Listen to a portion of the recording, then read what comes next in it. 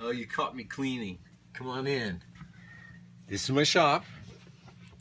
I know you've seen me do some things on planes and things, but I thought I'd introduce you to my surroundings. And this is simple 2.5 car garage. I've got other rooms for different things, and here's the main woodworking shop. And you can see this is my grinding area for sharpening tools. And down there is some wooden vices or clamps, and that was my father's workbench. This is my workbench currently. And here's my toolbox that I keep sort of all my precision tools for checking plane blades and things like that for squareness, that sort of thing. And then drill area, planes I usually come to the most.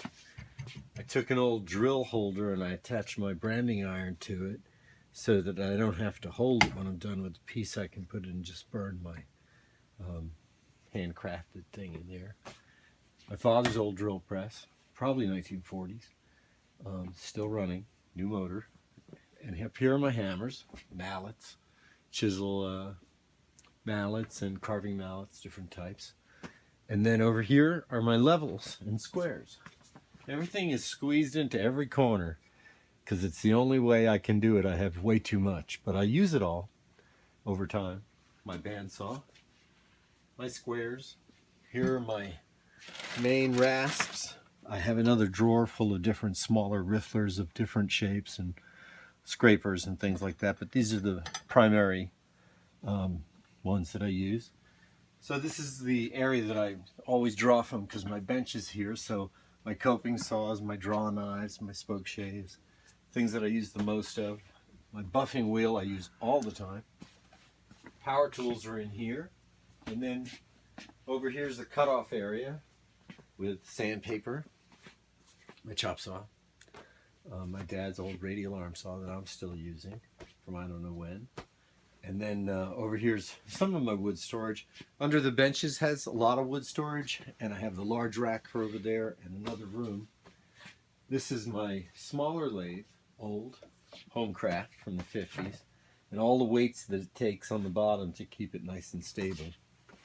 And then here's the main part of the shop, my table saw, 5 horsepower, with my router built in and with the take-up table. And this is where I do most of my work, is on this bench here. This bench supplies, I'd say 95% of my time in the shop is right here with the vise. A few things that are close, things I can work on. My paddle saw back here saves my back from lifting plywood onto the table saw. Remember I was cleaning. My Hegner scroll saw I love. No vibration, an incredible tool.